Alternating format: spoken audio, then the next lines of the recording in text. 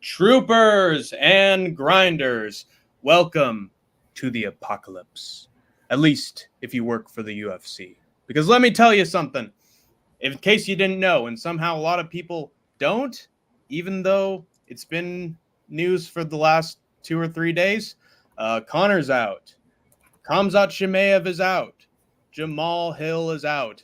And yes, Tagir is out as well. I'm sure that shocked you, and absolutely everyone's freaking out as soon as I said it. It's recent, okay? Nobody was expecting that little bombshell. So everybody's crying, especially those who are located just southwest of Russia right now. But unfortunately, yeah, our great Lord and Savior Tagir is out, and Dana White is sweating bullets right now. He's turning a new shade of magenta red. He's turning purple. That's right. We got Dana Purple on our hands. He says he loves stress. Well, let me tell you something, Dana. You better get fucking married to it because it's going to be stress for the next month, brother. So I hope you enjoy stress as much as you say you do. I highly doubt it. I assume that you say that you like it to make yourself look badass on the documentary by Roku or whatever its name is. But you're going to be stressed out for the next rest of your life. So enjoy it, Dana. Enjoy the rest of your years. We won't. But hopefully somebody does. That's why I'm telling you guys, you are safe here in the war zone. This may be a war zone. There may be combat. There may be people getting their spinal cords ripped out from their ass to their throat. But let me tell you, it's a safer place than whatever the hell they got over in UFC headquarters. That's for sure. So for now, you are safe in the war zone with me, Hank the Tank, and my compatriot to my left, the Idaho Skatesman. We're here to break down the good stuff in MMA. Let me tell you, there is some underrated stuff this weekend that you should look forward to. That's right. What do you have to say about all these developments? Not unexpected. This is the UFC, and the only sport where like something can fall apart and then get instantly better. Though Yeah. I did want to see Hamzat versus Whitaker though. Yeah, that one's a little bit of a heartbreaker. All jokes aside, I do hope, I guess, that Hamzat's able to fight again, but I don't know. It's just what a strange story. You know, a guy who went from fighting 3 times in a week, damn near, to I think his last fight was like 7 or nah. It's been more than a year or two, right? Yeah, it's been a long ass time. But anyway, what we're gonna do is we're gonna break down the weekend for you. Lots of boxing to get into. I believe my boy Hank the Tank has some regional MMA locks. Am I correct? Sir. And both of them hit too. Actually, okay. Perfect. Okay, so perfect. So we'll go over that first, and then we'll get into some Tank Davis versus Frank Martin undercard picks. Yeah. And then we'll give you the meat and potatoes of the show, the UFC fight night. So tell us, my friend, what were your locks and what were the ones that hit? Please tell me it wasn't Dakota Dacheva was one of your locks. What? No, there's absolutely no way that it could be Dakota Dacheva. Why, I would never. It was Dakota Dacheva. Round 1 KO. Yo, CSTA, congratulations on your sports betting sponsor, my guy. That's what's up, man. Good I had her by round 1. You deserve it, man. I mean, what am I supposed to do? It was the easiest lock there. It was the one for people to know when it comes to locks, so I just had to mention it. Some people were saying that she'd do it by round 2 or round 3 because, hey, her opponent's pretty tough. But I thought, dude, the skill level is not even there for Chelsea, or not Chandler. I wish it was Chelsea Chandler, but for Chelsea, the football team. I felt like Chelsea, the football team, just did not have the amount of skilled players to deal with a badass like Dakota Dacheva. She wouldn't be on the same level, and she's just got too many weapons to finish Chelsea in the first round for me to think that this goes any longer than 5 minutes. And that's exactly what happened. She kneed her to death. She hit a beautiful body shot towards the end that just completely crumpled her. And yeah, she's a star. She's one of the few stars that PFL actually has. I would like to see what she does against better level of competition, obviously. And maybe if she goes on quite a streak, continuing into the PFL, maybe she could get on some other promotions. Who knows? But yeah, she absolutely dominated her opponent, feasted on her, and she is a phenom for now. And No, Shell. I hope you get that taken care of, my man, and I hope we can help you get through this troubling time. It's absolutely disturbing. So yeah, Dakota Dacheva. I watched that fight. She, as you said, I mean, you broke it down well, and credit to you for getting the first round KO down. But I mean, who didn't see that one coming a mile away? You know, everybody did. But it was still fun to watch. It was what I was looking forward to most on that card, and that card actually delivered beyond the Dacheva fight, in my opinion. Yeah, it wasn't bad. I just think that it's we had a conversation off air about it. Like, obviously, they gave Dakota the easiest route through the tournament. Yeah. Then they make Liz Carmouche rematch. What is her name? Watanabe. Juliana Velasquez in the first round of the tournament, and they give her the toughest route. They gave Liz the toughest route through the tournament on purpose. You know. Well, so, she's won quite a bit, and she's getting up there, and she is a champion. So I can understand their. No, I understand like promotionally why you would want to do that, but yeah, you know, I don't know. This is just a testament to bookers are going to book. Exactly. Yeah. Hey, my man AJ, what's going on? Yeah, it's late, but we're still giving you the content you need. So the ones you deserve. We're going to go to Hank's next lock. All right, this one was a little less secure. I had Jordan Zebo. Huh? That's right, Jordan Zebo of Aries now, because Cedric Doumbé had him packing back to France after that absolute dismantling within 5 seconds. So now he's on the regionals once again. Off he goes. And I thought to myself, he hasn't looked bad outside of the Doumbé KO. And he's gotten quite a few dominant decisions and a few finishes here and there. He's solid all around. He's won since getting knocked out by Doumbé. I thought this was easy. His opponent is an amateur, doesn't have a very good record to boot, and gets beaten by decision. So I thought this is just easy peasy. I mean, it's not even worth considering here. I should have considered a little bit more, because Doumbé looked off. I think like in the second round, he was starting to gas, starting to not look good. Mr. whatever the hell this guy's name is, I'll just call him PC. PC started to figure him out quite a bit. And then it was only just a mistimed takedown with Zebo on top that basically saved him from losing this fight by decision. So I will never pick Zebo again in a fight. He is fully inconsistent, and he almost lost to a can.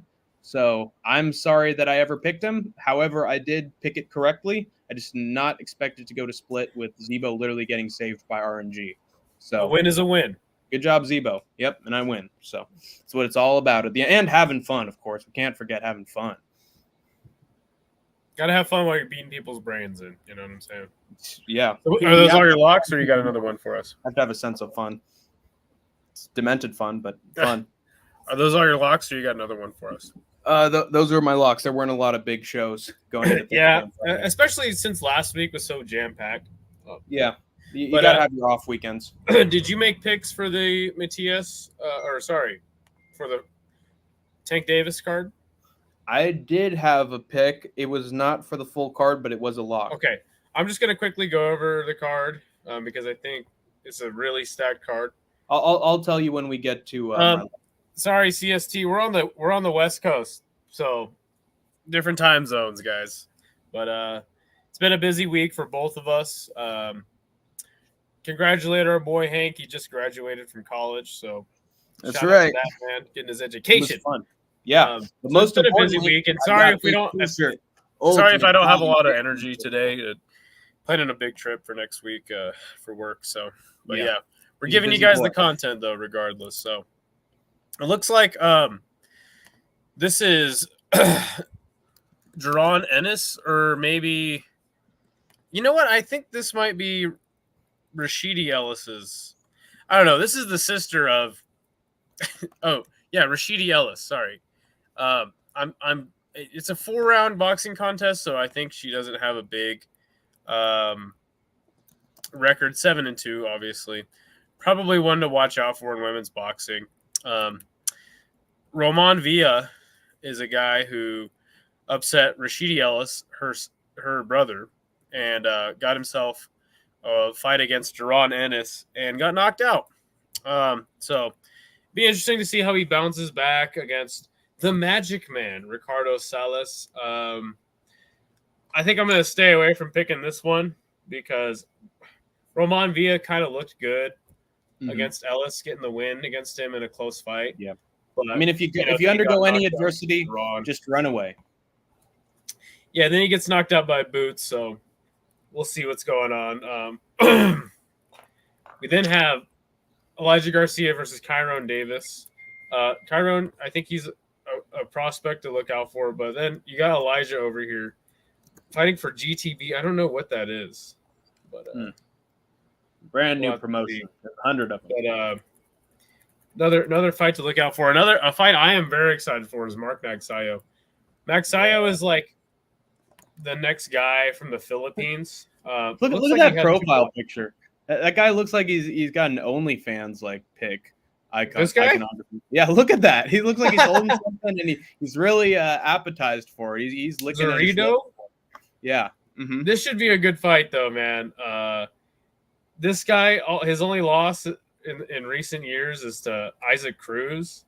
Who doesn't get, and it's by knockout. I'm sure it was pretty vicious. Probably a good one to go back and watch. But it looks like Magsayo, after getting that win against Gary Russell Jr., who only fights once a year, if that, is fighting Ray. He lost to Ray Vargas and Brandon Figueroa by decision. He then had like one of the best knockouts I've seen in a long time against Isaac Avilar. Go back and check that out. But yeah, just one of those guys, Manny Pacquiao promoted fighter from the Philippines. Safe to pick him, probably even by knockout. He looked a little flat against Gary, but Gary's a very skilled boxer. I'll pick round 7 knockout for Mark Magsayo. I think after suffering his 2 losses to Brandon Figueroa and Ray Vargas, he's looking to come back and make some noise at 126. Yeah, he's hungry for something else. And he's not hungry for punishment. He's hungry for something more material. And what stopped me when we go to the fight that you picked? So we got Alberto Puello versus Gary Antoine Russell. I think that every single one of Gary Antoine Russell's brothers is named Gary Antoine Russell. Oh, Jesus. There's actually 5 of them. Do you know about this, Hank? Quadruplets. No clue whatsoever. Inform me. Okay, so literally, like,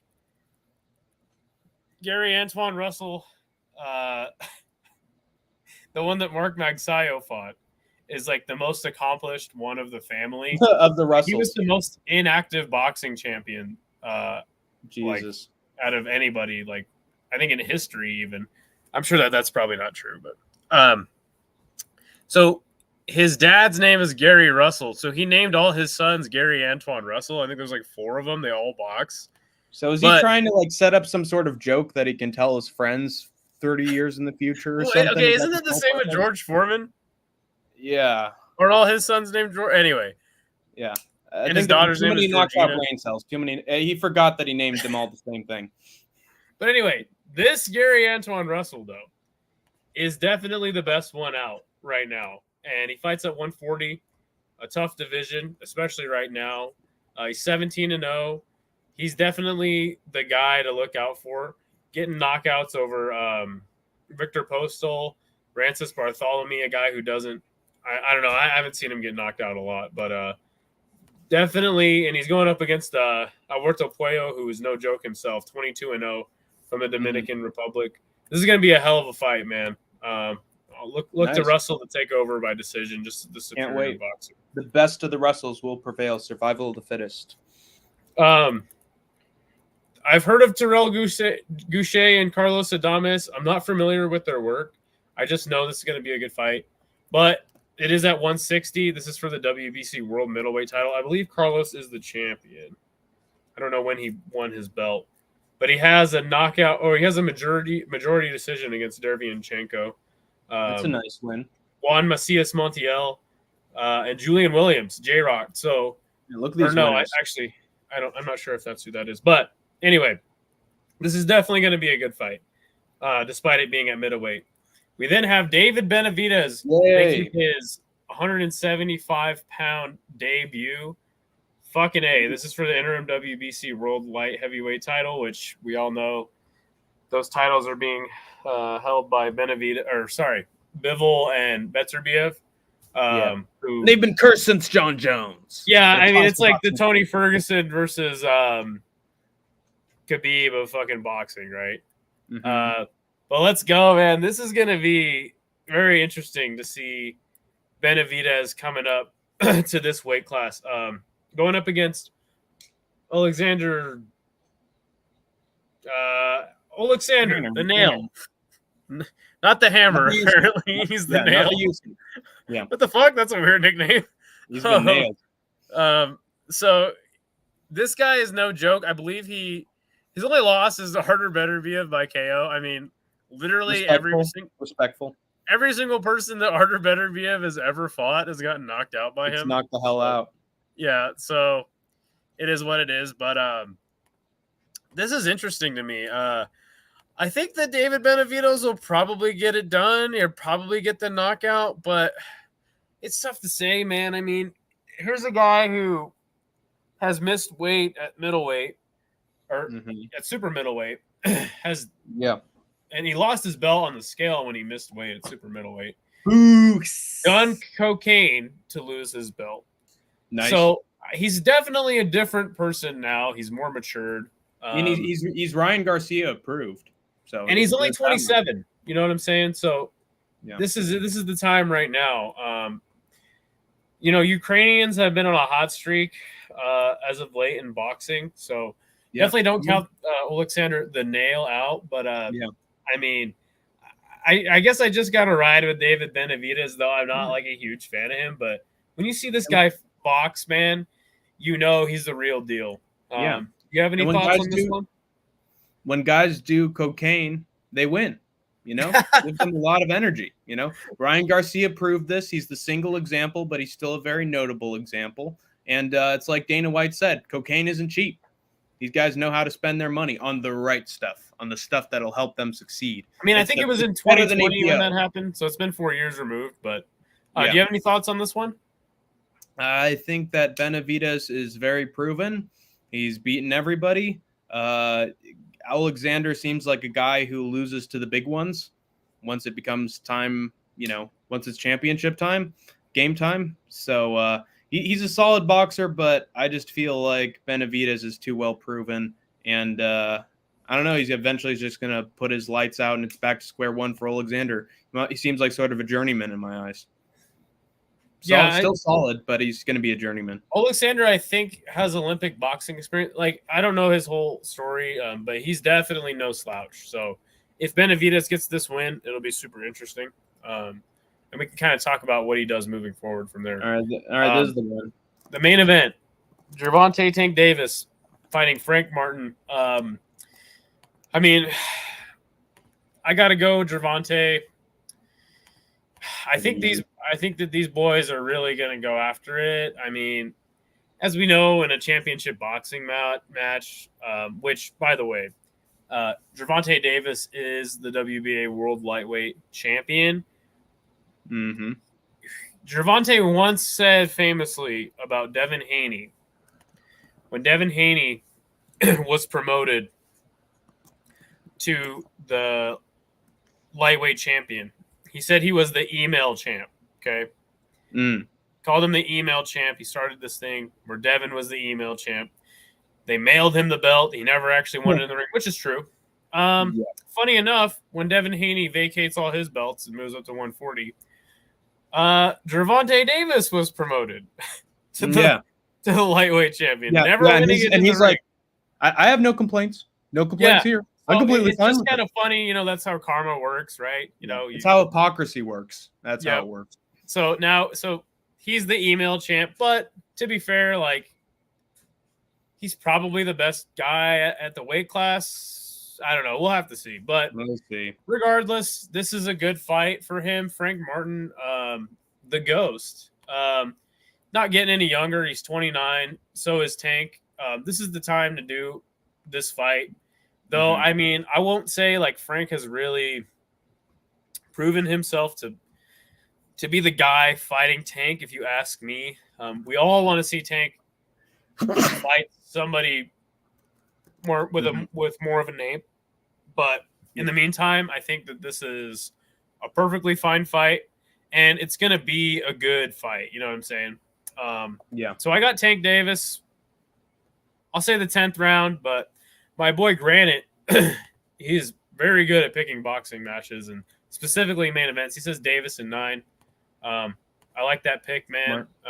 What say you, my friend? I know you've done your homework for this too, so I'm interested to hear what you say. Yeah, you can switch to my screen. Yeah, my bad. See how my pick went. Let's see. Yeah, I got him doing it even sooner. I just feel like Frank Martin is inexperienced. I don't think he has the power that Tank does.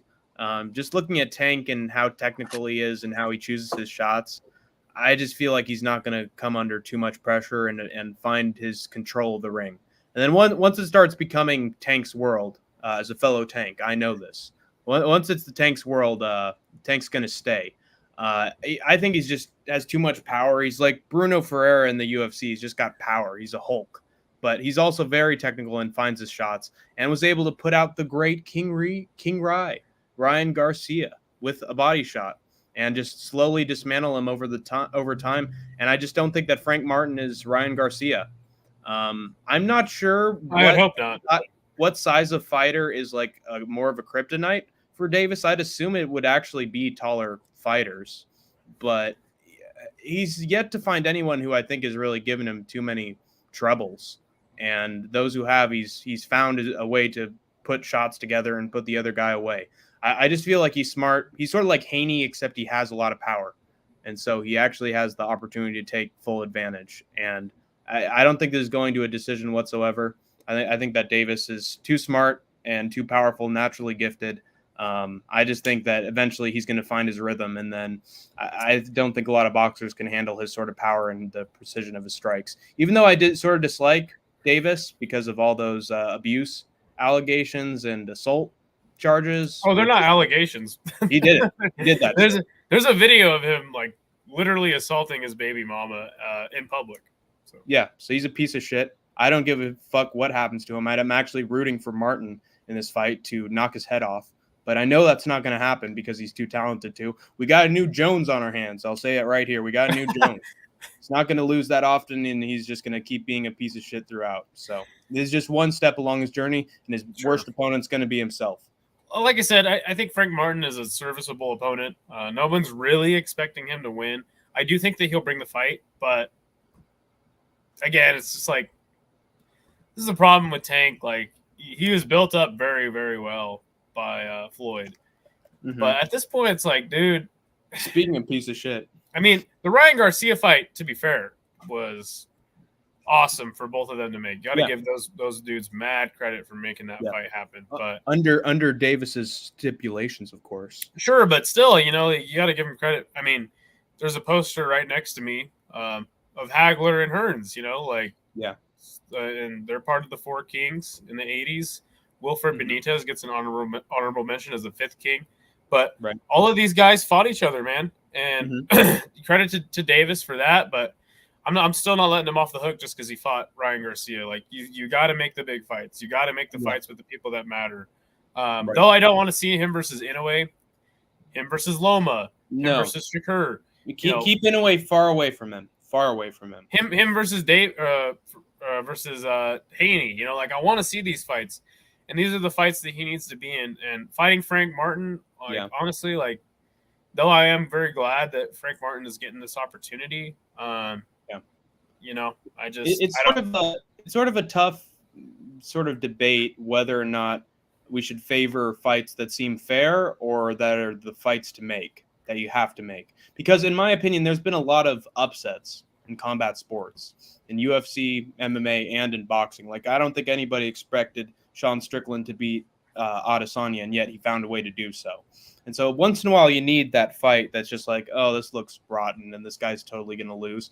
Because eventually you're going to have one where the underdog pulls through and David stones Goliath.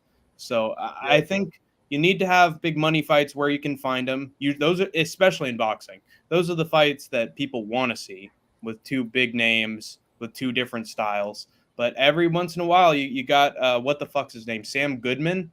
Who shows up in the ring when Inoue wins the championship. It's like, I challenge you, man. and you got to do it. You got to accept that bloke's challenge. So it's part of the boxing business. There's too many like inner politics to really have years where you're like, okay, I'm sure that X, Y, and Z is going to happen.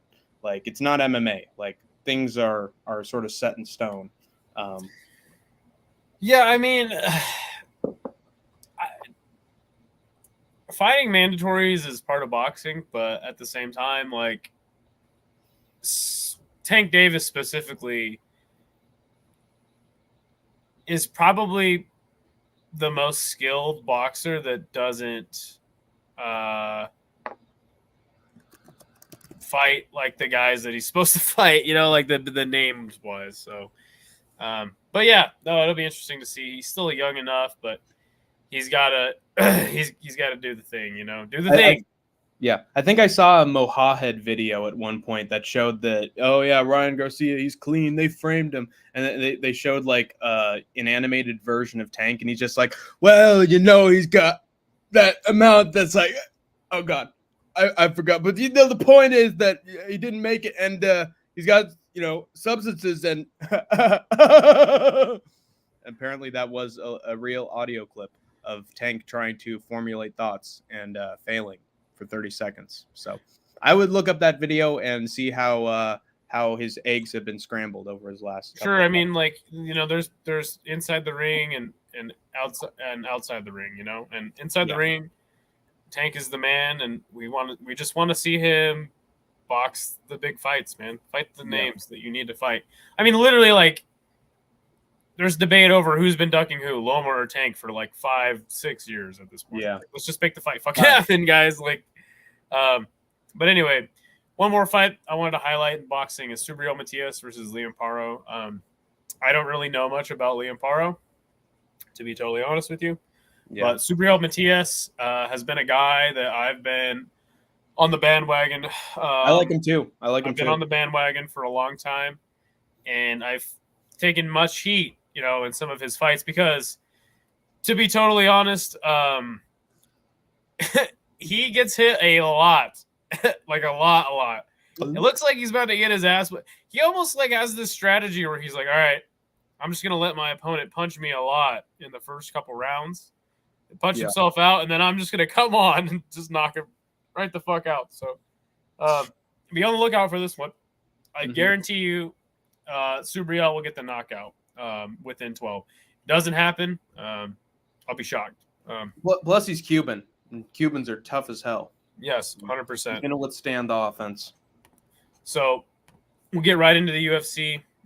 We'll run through these real quick, give you guys the skate Tank picks. And, I mean, let's be totally honest, guys. We've been on a hot streak, not to toot our own horns, but every week it's close between Hank and I. We actually counted it up. Since we've been doing the podcast, we're 3-2. 3 goes to Idaho, 2 goes to Hank. But it's neck and neck, man. And in the Rush Hour Tapology League, we're always about 500 points or over. So we're either in the top 10 or we're in the top 15. One of us. So we're always killing it. These are the picks you guys need to listen to. What is up, Big Red, my man? Big Red. So we'll just get right into it. I make my picks on the fly. Hank generally does more research than I do, and my picks are more like vibes, So especially when I don't really know the fighters. So yeah, we'll get right into it here. We got Julia Polastri versus Josephine Knutson. This is a strawweight contest. We all love women's strawweight, guys. All right, it's just how it goes around here. We got I do like Song Wei Li and not much else. We got a Swede versus a woman from Brazil who got a sub on the Contender Series. She's now making her debut. A woman named Psycho versus a woman named Thunder. Look, guys, I don't know what the fuck's going to happen in this fight. I didn't do any fucking research. I really do not like Josephine Knutson. Going to a decision with Marnik Man? Are you kidding me? Marnik Can? Like, come on, man. And a decision win on the Contender Series? Oh, my gosh. these are not the people that we want to see in the UFC data. But I think he probably wants that Swedish market, right? Swedish fish. Mm-hmm. Maybe. Yeah. Find anybody that has 2 stars. We got the most international tough roster of all time. We're gonna take over the whole I knew fucking world. He'd find a joke in there somewhere. I really want to pick this Brazilian woman. She's better looking, and she has a submission win. But I'm guessing that the grindy, boring style of Josephine will probably get it done, right? But yeah, guys, I don't know. This one's a toss up for me. Let's see what Hank says with his more research than I. Well, here's the thing, you guys. Not many MMA folks I follow have that many nice things to say about Julia Pilastri, so I won't either. She's apparently quite sloppy, both in the striking and on the ground, and she's been put up against absolute cans as well as Knudsen, and still hasn't looked that great in any of those fights. Meanwhile, Knudsen also hasn't had the best of competition, but she's made them look easy compared to Pilastri. And I think she's better than her pretty much everywhere, even if that results in a lack of finishes. God, I love WMMA. I think Josephine is going to go nuts on her face and Nice. treat her like a piece of wooden upholstery for a 30-27 decision win. I hope not. I hope that the Brazilian woman gets the win by sub. That'd be fucking great. Yeah, by the way, what's up, Euphoric Notes? My homeboy. Good to see you, man. Yeah. Thank you all for fucking coming through, man. I'm glad we finally got like a regular crowd for these shows. Yes, sir. We got our favorites. It's a thing of beauty. We move up the card. Hey, you're all beauty, you guys. You're all beauties, and you're here with me. Shylin Nerdembeke versus Milkizio Costa. Holy shit. I can't believe I made it through that. This is a featherweight contest. Shylin is 39-11-0. Jeez.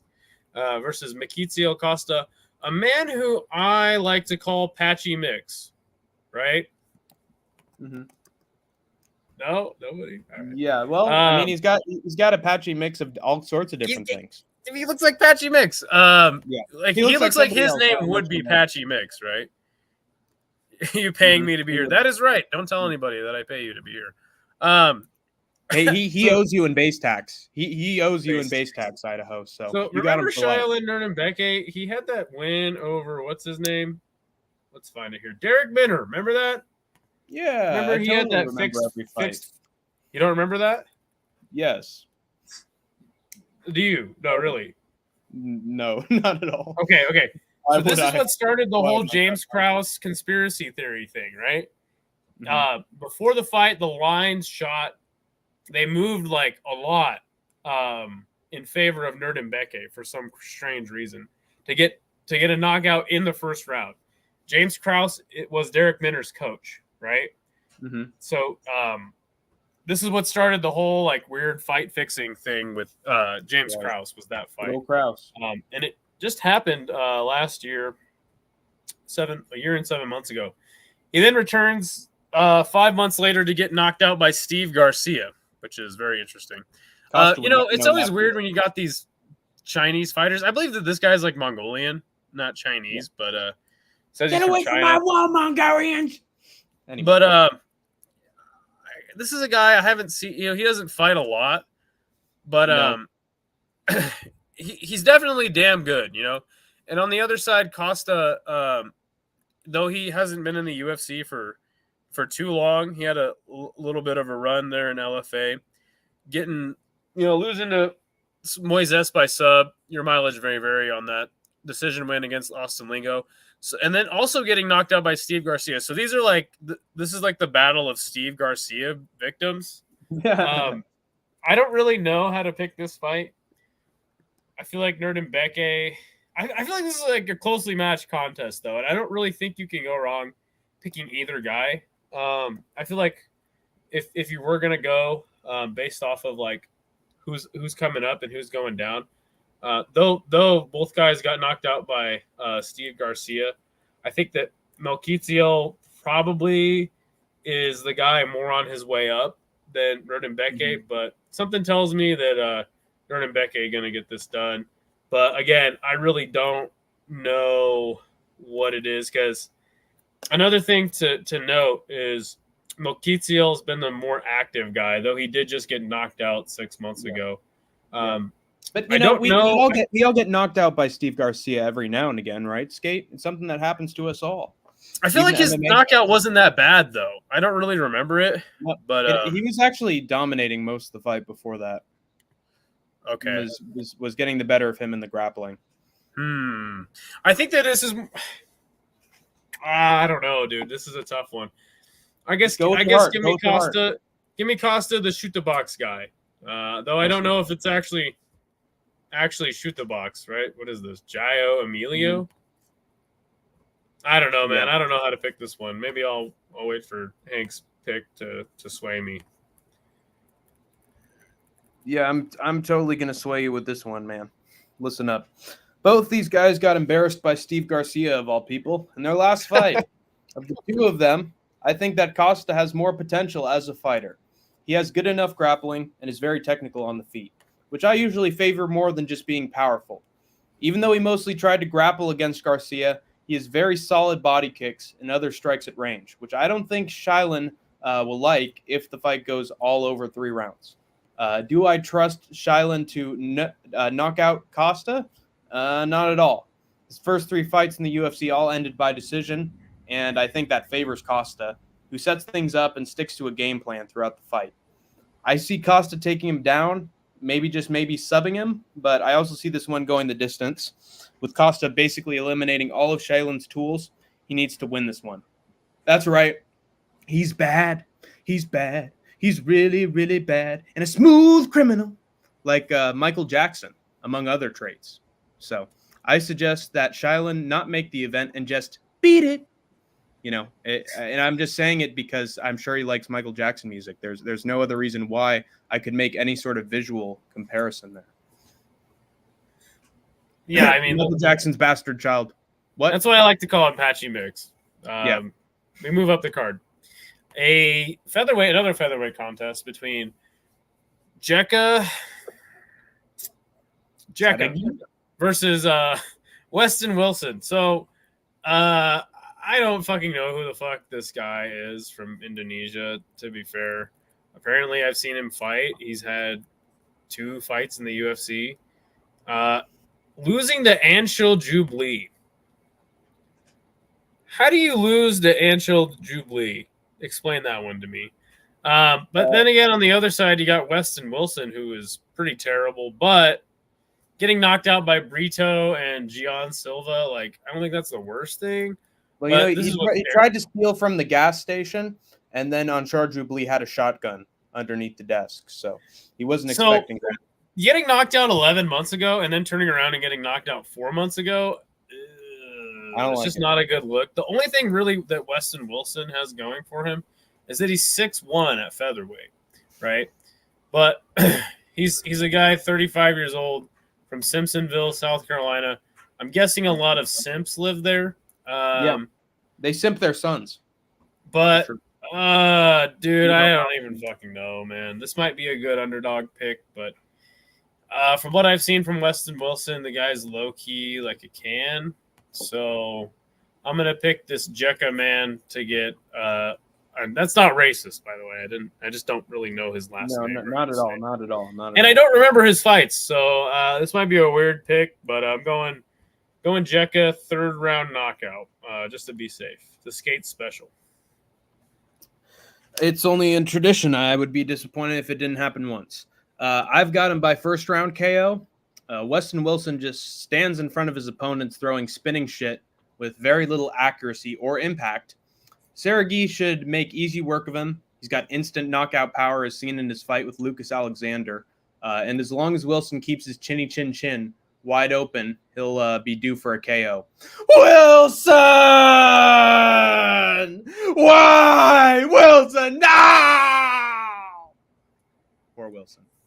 I love it. You're in real trouble. Yeah, I don't know why. This is like the strangest booking ever. One if can's got to go, right? By John Silva, within a round. And by the way, John Silva actually took quite a bit of time to knock out Weston Wilson within that first round. Like it even took him a tiny bit. I have no doubt that Jekka Sergey is going to find an instant knockout. We move up the card to a woman named Carly Judas versus Gabriela Fernandez. Again, I know I've seen this woman fight. Oh my gosh, dude, lost a decision. Oh gosh, she lost a split decision on the Contender Series, and now she's fighting in the UFC at the Apex. Put a bullet in my head.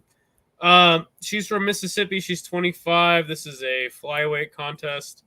On the other side, we got Gabriela Fernandez, who has lost 2 times in the UFC to 2 people I don't know. And I remember the name. The name rings a bell, but I don't know, guys.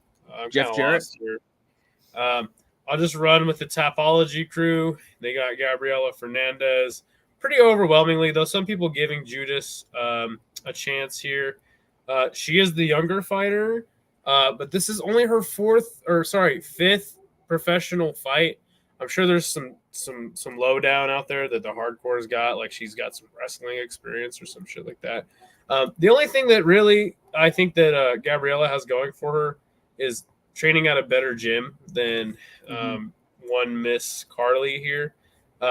Give me the split decision win to Fernandez. What say you? I am among that minority of people who is giving Judas her flowers. And I think the split decision is going to go her way. Here's the thing. Judas, I think, has the heart of a lion, seen in her previous fight. She may be young and a little bit inexperienced, but she's got grit.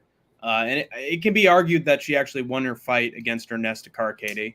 A judge saw it her way. So obviously it was a very close back and forth contest. And it was such a good fight that Dana allowed her to still compete in the UFC, even though she lost. That's telling. In my opinion, she has better striking than Gabriela Fernandez's last 2 opponents, and they beat Fernandez pretty handily. I think this has the skills to win 2 out of the 3 rounds against a fighter who has mostly been a disappointment in the UFC cage. She won't let this opportunity slip through her fingers, especially if she uses the iCarly guard, which is very popular amongst the great middleweight champions. Plus, she's the underdog, and all the female underdogs have been winning in the UFC as of late. So when Rome do what they do, justice for Judice. I actually think she's tough enough to beat the hell out of Gabrielle. I'm taking a risk here, but I think she is skilled enough that she can do it.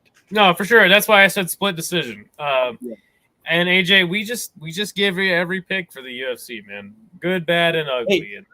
Let me tell you this, AJ. We're not Flucus Glazy, okay? We're not going to take prestige in our picks and not pick all the fights for every card. If you do not pick every single fight on a card, you should not count win percentages, pick percentages at all. And you should honestly just get off of MMA YouTube. Yeah, exactly. You're picking your favorites. So fuck Flucus. Me and my dog are better than Flucus Glazy, okay? Bedtime MMA only has like 10,000 subscribers, and he was doing this to him. Just slapping him around, okay? So we kick his ass in an online debate. We got a 2-on-1 advantage, all right? It's a handicap match against Flucus. He even, he's a hypocrite, and he oh God, my brain fart. He God damn it. So basically, he outdoes himself, is what I'm trying to say. He's wrong in real time. Like he counters himself when he's making opinions, and he literally is like, oh well, then there's that other side of the issue. Oh crap. Well, I'll give you that. I swear he said I'll give you that to Bedtime MMA like 30 times. He's a flip-flopper. Somebody clip this and send it to him. I've never watched a Lucas Tracy video, but Hank apparently knows who this guy is. So somebody, we're starting a war. Let's go. Yeah. Maybe we can be like, dude. Flucus Glazy is always slipping on banana peels, all right? So next time he crosses me, I'm going to get a fucking bunch of bananas and throw them on the sidewalk and see how he takes it. Donkey Kong's going to be slipping on those bananas. By the way, what's up, Dane? And AJ, there's no sanity in MMA. What the fuck are you talking about, bro? Yeah, somebody, we're trying to be like Big Red. We're trying to start controversy and, just blow up. Hey, So well, you never know, Skate. We might end up getting Rigo on here through StreamYard. Oh my gosh, please no. That'll be a hell of a time. Then we'll really have some fair and unbiased opinions. So we have another terrible fight on this terrible, terrible card that got cannibalized because the only fight I was really looking. Oh, here we go. Speak of the devil, Big Red. He got the only fight I was really looking forward to was Tigir Ulimbekov versus Joshua Van because I want to see what this guy Joshua Van can do. He's very exciting. I love watching him fight. Sucks that fight got taken off the card. I wanted to see Ikram do his thing and demolish the man he was going to fight, but he moving on to bigger and better things. So now we're stuck with this terrible, terrible trash card. I was going to say he questions and contradicts himself in real time. That's what I was trying to say. He absolutely contradicts himself 24/7, then confuses himself. Oh, this show is falling apart. I love it. So yeah, Jimmy Flick versus Nate Maness at flyweight. Jimmy Flick was a man once thought to be totally washed and done, right? Came back after a long layoff, got knocked the fuck out by Charles Johnson, of all people. And then Alessandro Costa knocked him out. So then gets that submission over Malcolm Gordon. Nate Maness on the other side is like the Dagestani like guy victim, losing to Umar and Tagir all within the same year. Gets a win over Matias Mendonça.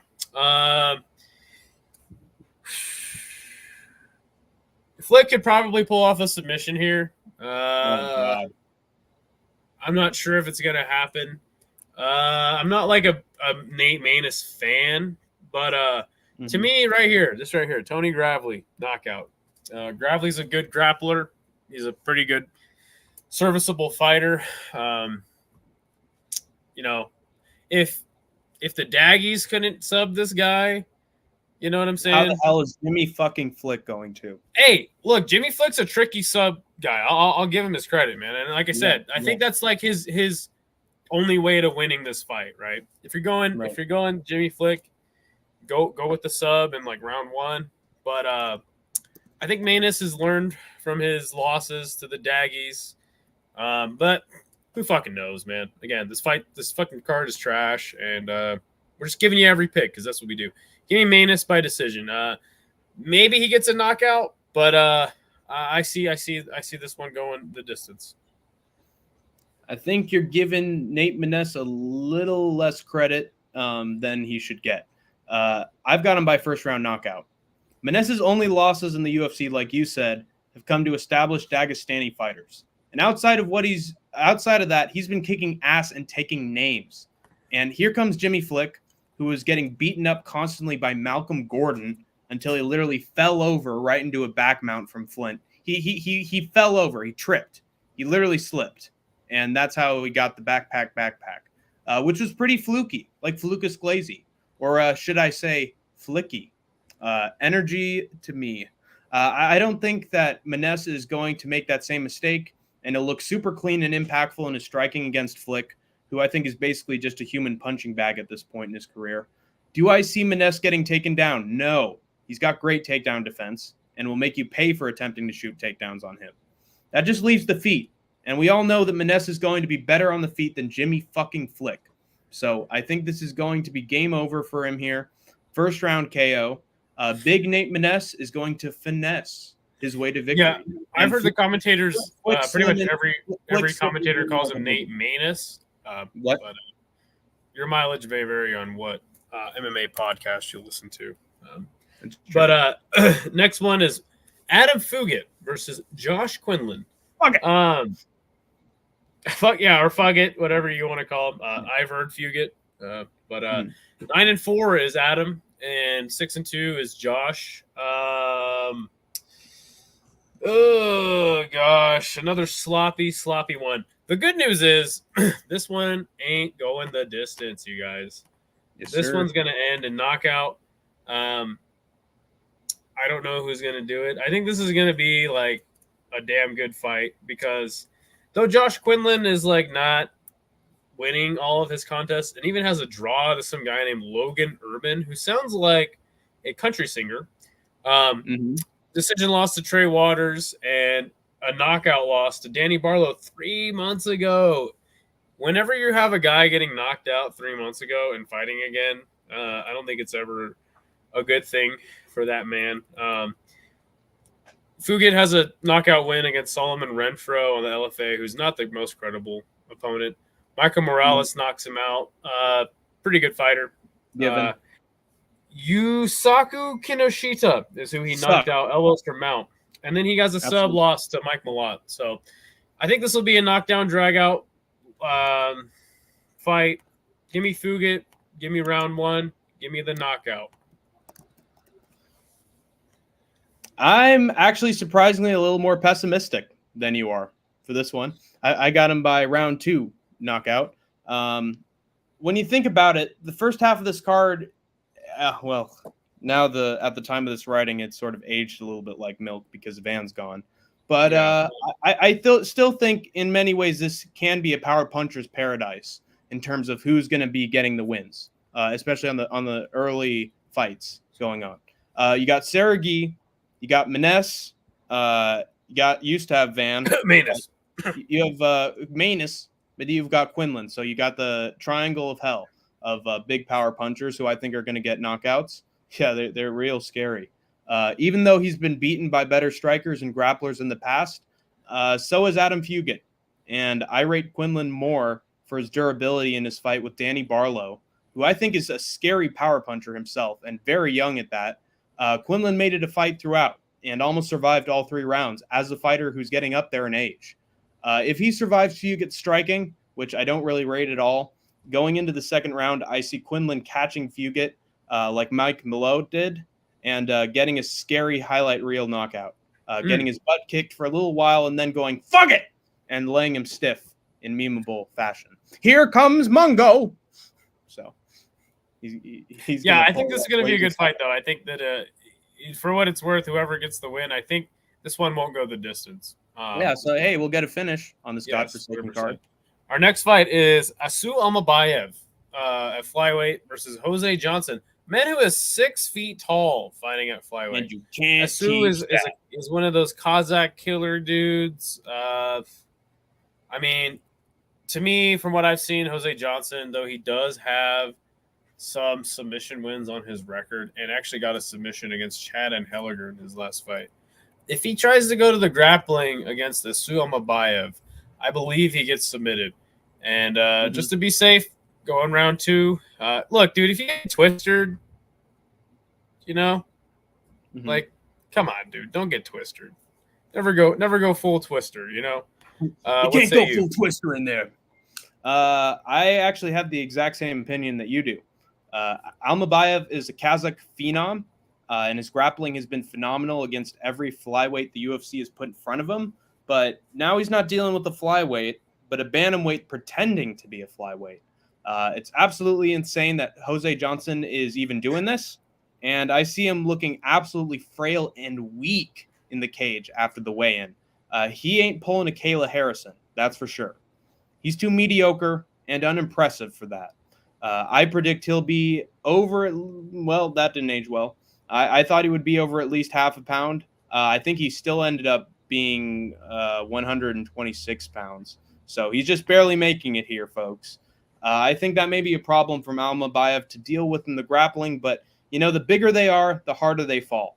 And I see this shriveled ass getting taken down and kept there eventually, with Asu getting a rear naked choke in round 2. Plus, Johnson's last loss was to getting taken down and put in a twister by Damon Blackshear. So it should hold here.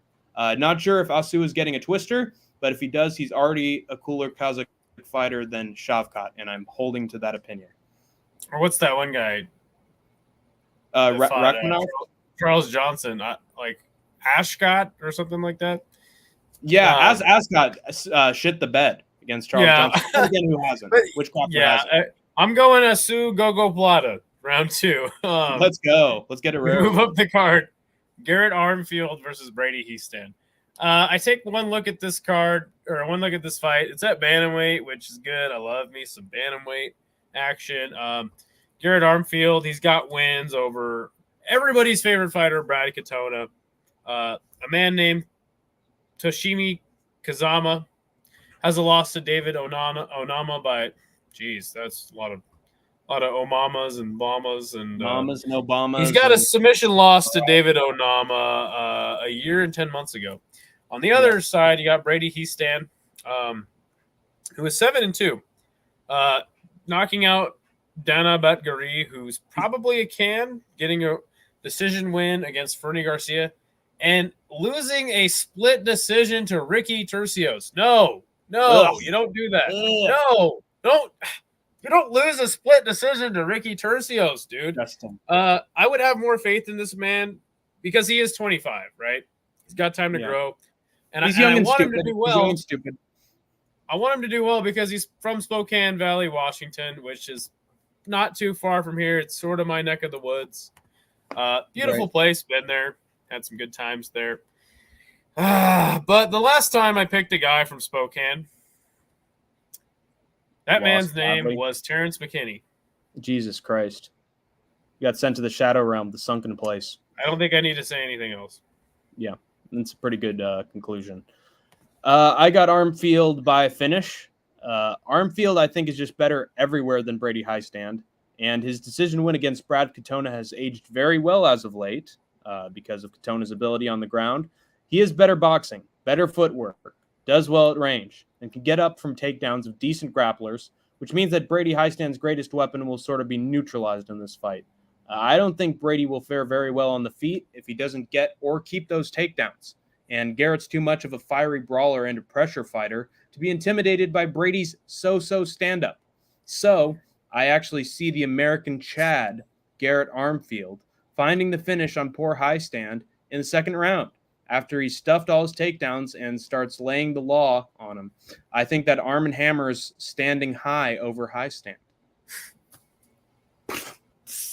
Count them up, folks. Count up the puns. I got them for days. I'll be here all night. That's right. So give me some suggestions. Gosh. Just give me a fighter. Do anything. Please. I'm sorry. I'm just bewildered by this. That's pretty good. Not going to lie. Yeah. Holy shit. All right, you got Lucas Almeida taking on Timmy Twilight Kuwamba. What a horrible nickname to have for yourself. After that dude, that's up there with the Dreamcatcher. My personal favorite worst nickname of all time is Corey 25-8 Anderson, which he's changed it to God, what is it now? It's like overtime or overkill or some shit. No, he's changed it. He's changed it to like. Oh, here he goes, the Barn Cat. Yay! The Barn Cat. What is this fucking name? I think it's Overtime. Corey Overtime Anderson. Yeah, 25-8. Can you believe that was actually his nickname? Anyway. Terrible nickname. It's up there with some of the worst ones ever. Twilight. Makes zero sense. Do you think that's his nickname because maybe he bears some resemblance to Taylor Lautner, the guy from Twilight? Yeah, he might. He's got a similar facial structure. I mean, does he grow fur? Is he a furry? He must be. Yeah, well, it makes sense. I'll catch him at the next parade and shake his hand. Gotta be. Lucas Almeida taking on Timmy Kuwamba. I don't remember any of Lucas Almeida's fights. Sorry, I just don't. I know he's a scrapper. Timmy Kuwamba debuted 3 months ago against a guy named Bolaji Oki. And he lost a split decision. I don't know what's going to happen here. I didn't do any research. Looks like 80% of Tapology is picking Kuwamba, which, to be fair, it's kind of a cop-out to just go with the Tapology people. I think that Lucas Almeida could probably chin this young cat on his come-up, but give me Mr. Kwamba, and since I don't really know a lot about him, give me him by decision. Nice. I think that he might have a little more power in this one and find a little bit enough success to get a knockout. I think that, if I'm not mistaken, Lucas Almeida got destroyed by fucking Pat Sabatini and then got knocked out in the very first round by Andre. Yeah, who gets knocked out by Pat Sabatini? I definitely. Or gets knocked out by Philly in the first freaking round. Not even the second. The first round. I don't think that's the worst thing, honestly. I mean, Philly's a good fighter, of course, but it's that soon. Come on, those are both horrible losses to have to explain for yourself, and I don't think Almeida is going to flip the switch or improve tremendously since then, when he's already getting squashed by such a low bar of talent at featherweight. Timmy Kwamba, meanwhile, had his debut fight in the UFC on short notice against a prospect who was being touted as an absolute killer in Balaji Oki, nothing but first-round knockouts. And then he took him to a split decision loss. If I've learned anything from Diego Lopez's fight with Movsar Evloev, it's that people who debut in the UFC and have close losses with touted prospects, they themselves are probably an even better prospect. And I'm going in with this perspective for Timmy Kwamba. And that little comment by me, by the way, has really aged well, since now Lopez is getting a number 2 ranked fight with Brian Ortega, who I think that Lopez is going to absolutely demolish because he's got nukes for hands like Jack Della Maddalena. He's going to be a star, Diego Lopez, if not already. And again, that loss to Movsar Evloev let everybody know that he's here to stay. And not only that, he is now going to be a contender for a very long time at featherweight. I think that Kwamba's striking is excellent. He finds his shots, takes his time, and I think has been shown to find success throughout his fights. And with a loser like Lucas Almeida, I think Kwamba is going to make this fight look pretty dominant and easy for himself. Getting a knockout in the third round after picking Almeida apart for over 15 minutes. Kwamba has terrible head movement, looks stiff as a board, and is very open for counter striking, which I think head movement. I should have put that in there, which I think Kwamba is going to have in spades here. Timmy's going to take out yet another Almeida this year. So happy days for me, and show how great his potential really is in the UFC. He's going to beat Timothy Kwamba in the UFC. His mama ain't raised no bitch, baby. I'll take out Almeida and the genetic freak Brazilian lab experiment 9 days to Sunday. Yee! So, yeah, and maybe he'll crash Almeida with a La Kwamba. La la la la la Kwamba. All right, so check it out, guys. Miles Johns is taking on Douglas Silva de Andrade at 135. Douglas Silva de Andrade, long in the tooth at bantamweight. Honestly, Miles Johns is not like the greatest fighter ever, but he's coming on. He's 30. He's from Dallas. But I got to ride with my guy, Douglas Silva de Andrade, man. I fucking love this guy so much, dude. I love every fight he's ever been in. He's super exciting.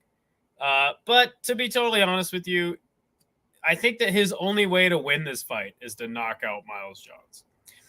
If this fight goes the distance, I feel the opposite. If this fight goes the distance, Miles Johns gets the wins. Miles Johns gets the win, 100%. But those Silva de Andrade's getting old, man. I gotta fucking ride with this guy, man. I gotta ride with this guy till the wheels fall off, just like Deontay Wilder. Fuck you, Denial. That's right. Bomb Squad! I'm going with Silva de Andrade as well.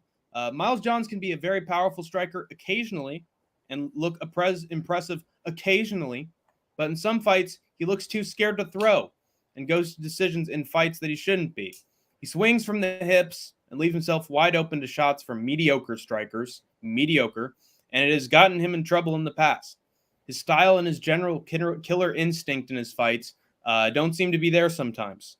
And I can't trust that kind of hesitant fighter to put away Silva de Andrade, especially since Silva de Andrade hasn't been finished by anybody since his Peter Yan fight. He gets dropped. Heaven knows he gets dropped against pretty much every opponent he's ever faced, but he's never gotten finished. and almost always comes back to get the decision win. So I trust Miles Johns to be the one. Do I trust Miles Johns to be the one to break Silva de Andrade's streak of getting dropped and then coming back with his seeming fear of fighting? Hell no. I see Silva getting stumbled in moments, but for the most part, having way more technical and consistent striking than Jacobs, even at this age, and eking out a decision win through just being the better fighter over 3 rounds. He's a Brazilian, so he's going to get hurt in moments, but Brazilians, especially older Brazilians, have a habit of being tough as a $2 steak and finding their way back in scraps, and coming out the other end is the victor. So give me Silva de Andrade by decision. He's going to run miles around Johns. Well, maybe not at his age. I can't do this anymore. I'm sorry, people. Yeah, cut it. Cut the feed. He's done. It's over. I'm just kidding. I've lost my man. So where's my man? So even though Miles Johns might not be the one to end his streak of getting dropped and not getting knocked out, who's the referee for this fight? Is it Jason Herzog? No! I don't actually know who it is, but can you imagine if it's Jason Herzog? This is going to be a trash card if it's Jason Herzog reffing this fight, or any fights for that matter. I want him shot on sight. Okay, I can't stand that man anymore. One thing that you can guarantee in this one is it'll be a good fight for sure, even though it isn't. It's going to be fun, back and forth, good stuff. We then go to the main event: Alex Perez versus Tatsuro Taira, the man who which the card was built around, because they want to give the Japanese fans a good viewing slot for their boy, Tatsuro Taira. For AJ and my homies, Granite on the East Coast. Sorry, but this one's ending at 2 a.m. Probably even later for some strange reason, because the UFC just loves to drag shit out. Alex Perez, we all know, was on a big old skid for a while there. Knocking out Jussier Formiga, who was the number 1 contender. Then gets a title shot against Davison Figueiredo and gets gillied quick as a motherfucker in the first round. Then gets rear naked by Alexandre Pantoja. Then he loses this really interesting decision to Mohamed Mokaev, in which he looks like he probably could have even won the fight, right? I believe he may have even taken the fight on short notice, if I'm not mistaken. No, sorry. He then turns around quickly to fight Matias Nicolau because somebody pulled out of a fight with Nicolau. And I counted him out. I thought, you know what? This guy hasn't had a win in fucking 3 years or 4 years. Last win was against Jussier Formiga. He then goes in there and he knocks Nicolau right the fuck out, man. And Alex Perez is back, man. I'm excited for this fight. Tatsuro Taira, 15-0 from Okinawa, Japan. He's 24. The problem with Tatsuro is that he kind of got exposed in this fight right here against Edgar Chairez. The bell kind of saved him from getting gillied. But he then came back and he knocked out Carlos Hernandez. Looked good. Looked like a rejuvenated Taira. I'm kind of torn on this one, man, because Alex Perez is hot right now, man. Though he had that loss to Mokaev, he's on one right now. This will be his 3rd fight just this year. Okay. The Alex Perez, the pull-out merchant. The pull-out merchant Alex Perez has had 2-3 fights this year so far, which is absolutely insane. He needs to make some money, man. And he's not getting any younger at flyweight. He's 32. 32. He's got to make it happen now. This is his time. And more fucking around, man. It's so hard not to go with Alex Perez in this fight. Though I think that Taira could make the fight look just like the fight with Mokaev. Just getting a decision win. There's a case to be made for Alex Perez to get a finish. I think that's probably his best path to victory. Just like the last fight I predicted, Silva needs to get a knockout to win. I think it's kind of the same here. The only thing that really is different is that this will be Tatsuro Taira's first 5-round fight, and I don't know when that Jussier Formiga win. I don't know what round that came in.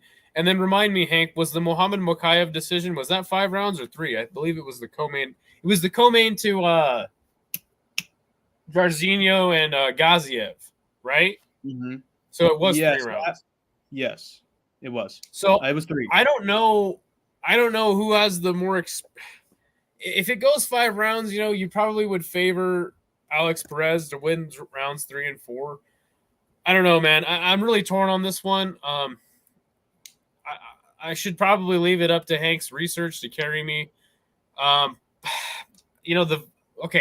brain says Tyra wins this, but vibes wise, Alex Perez is on one, and he arguably beat Mokaev. So I think that the style kind of favors him. Man, I can't believe I'm doing this, but I think I got to pick Perez to get the decision win. Let me scroll up a little bit for a more dramatic reveal. We finally have a disagreement. This one had me tossing and turning as well. So I swear for like 2 weeks I thought that Alex Perez was going to win this one. But going over their clash of styles in my head, I just kept on remembering how Alex Perez has lost his fights. And it's almost always been to a good grappler, to a prospect grappler, someone who's going to rise to the top and be the next world champion. So he got tapped out by Davison Figueiredo. I'm pretty sure he got tapped out by Alexandre Pantoja. Mm-hmm. And against Mokaev, who I don't rate at all, he still got taken down enough to lose. I feel like his kryptonite is against grapplers. Now, he looked fantastic against Matias Nicolau, but was that fight ever on the ground? True. That's a good point. It wasn't. And as much as Tyra, I think, got exposed against Shayrez, that's because Shayrez is a pretty good grappler himself and latches up good submissions, has good grappling work. Does Perez have good grappling work? Historically, no. I think even though if this were a stand-up contest, I think Perez wins 10 times out of 10. But once he's put on the mat, I just think he's helpless, dude. I just think, he's found a way against Mokaev because Mokaev is absolute shit. And all he does is he's literally the embodiment of a crotch sniffer. If you look up the word in the Urban Dictionary, you'll see his image. Okay. And he was still beaten two out of 3 rounds against Mokaev. Mokaev still had 2 rounds over him. Against a guy who doesn't just lay on people, but actually look for submissions, I think Perez is going to be in more trouble than he was in his Mokaev fight. Now, Tyra doesn't have the best ground striking, but I'll tell you this, he is one of the most slick grapplers you will see at flyweight currently. And if he gets Perez down, and I'm thinking he will as early as the first round, I think that he's going to find his way into a nice position, sort of like Bo Nickel, where he latches up a triangle or he latches up an armbar, and he doesn't just stay there. He doesn't just lean on him or lay on top. He'll actually try to find a better position on Perez. We know that Perez has guys, stick to him like super glue sometimes when he can't get up. And again, I just think Tyra is just a way more dynamic grappler. So even if Perez does try to wriggle around and stand up, I feel like that could put him in an even worse position in terms of losing to a submission. So, and plus, Tyra may have been exposed against Shayrez, but in his next fight, he knocked his opponent out. So he's not just completely reliant on the grappling like Muhammad Mokaev is. He actually does have a nice balance between striker and grappler. So I think there's just way more potential there. And the UFC may be failing now in terms of planning its fights and booking its fights, but when it comes to the results of fights, the UFC usually ends up getting what they want. And I just feel like it's just too perfect not to happen. Like there's some fights where it's too perfect to happen. This has enough potential with Tyra winning that it's too perfect not to happen. So I gotta disagree. I think your pick actually swayed me more in the other direction.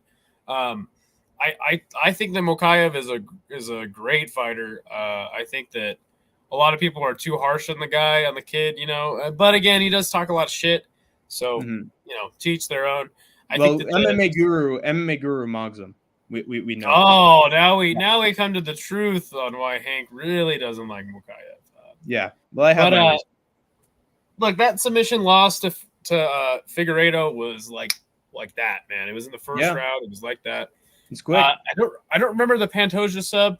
I think he won the fight against Mukayev. The thing about Tetsuro Taira is you either think he's the next guy at flyweight or you don't, right? Him being 15-0 and you know looking like the next guy. I think that this, it sounds weird, but like if he beats Alex Perez, then he's that dude for real. Though again, like if before the Mokaev fight, if he beat Perez, would we be saying that? Fuck no. But no. I think that this is definitely a great matchup, and obviously the UFC wants Taira to get this one, right? Duh. Yeah.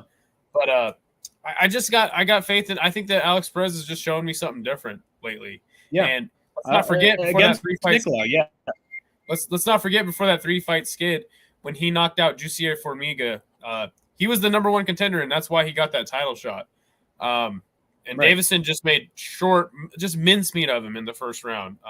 So I think that this will be a great win for Taira if he can get it done. But I feel even more confident in my pick of Alex Perez now. I don't know. I just think that his grappling is excellent, and do we think we're going to see a brand new Perez for the rest of his career? Maybe we will. Maybe we won't. I was very high on Perez going into this, but just I feel like it's going to sort of go more like the Mukaev fight, and I feel like he's going against an even more talented grappler than Mukaev. I think he's against someone who's just so fluid, and now is probably training his striking more and more. And I know that Nicolau is a very touted striker, excellent striker, and he got absolutely dominated by Perez. But when it's against a grappler, I feel like Taira could probably hold his own enough that eventually he finds an in for the takedown. And I don't think this is just going to be one-on-one, Perez stuffs every single takedown, and now this is just a war, because obviously I think Taira would lose in that regard. But I think Taira's he's just decent enough that he'll be able to get by until he eventually finds the entry.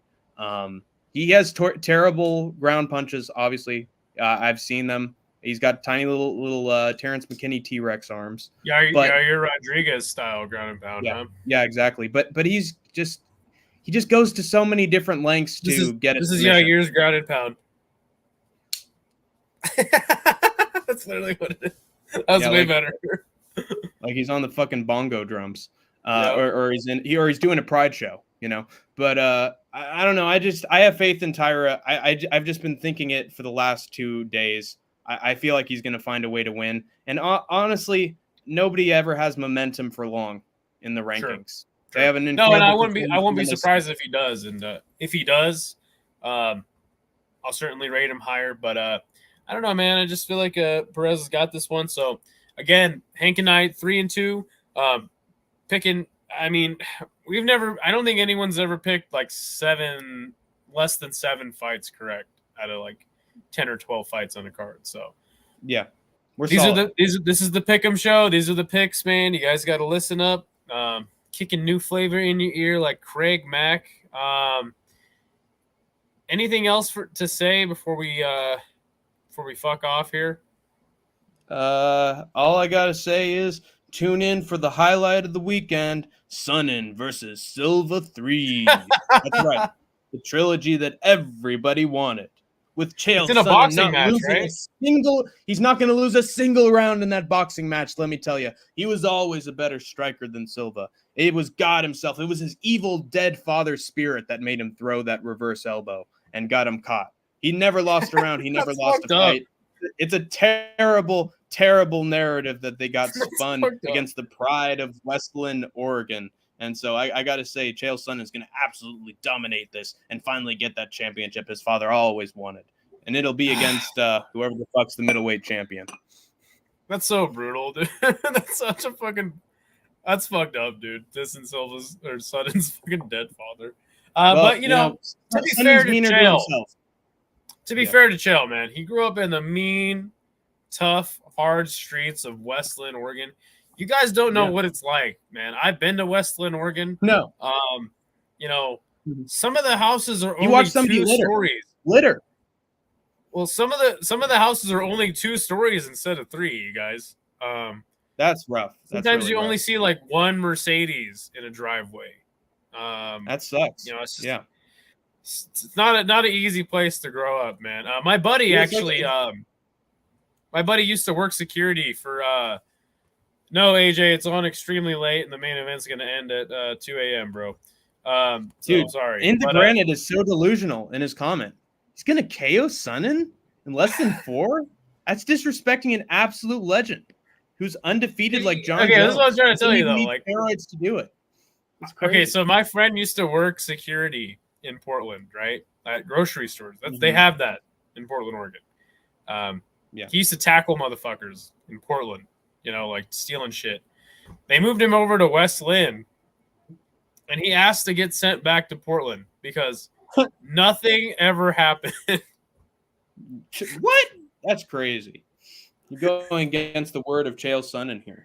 It's a really rough place. It's riddled with crime and exploitation and dark politics and absolute structural destruction. I will say they got a good skate park out there, though. You know, it's like Johannesburg, you know? It's absolutely horrible. What? That's anyway, right. It's apartheid. This podcast has been off the rails. Everyone give Hank a congratulatory for his graduation, man. We're all proud of you, man, doing the MMA Degenerates. Good. You know, giving us a good name like Rich Franklin. You know what I'm saying? Yeah. Until I get knocked out with the knee. That's going to suck. By Anderson Silva. But anyway, we give you guys 4 hours damn near of podcast every week. Give us a sub. Give us a like. Thank you all to all the homies, Notes, AJ, Dane, Granite, CST, Big Red, all the good fellas up in here. You guys are helping us get one more step out of the sweatshop, you guys. So thank you, truly. This will help me. This will help me pay for my 5 grandchildren's meal tonight. That's fun. Anyway, we better get out of here, man. We're out of here. We're gonna give you a recap as best we can. I'm gonna be driving to Missoula, Montana, do some work, but we're gonna give you guys a show on Sunday, one way or the other. So whether we like it or not. Exactly. That's what we do. We stand by our picks. And remember, there's always going to be an upset. Something always happens on these cards that you're not expecting. Unless it's Chael Sonnen. And remember, MMA and fighting is supposed to be fun, man. So with that, most of the time, we're out of here. Peace. You have survived the wars of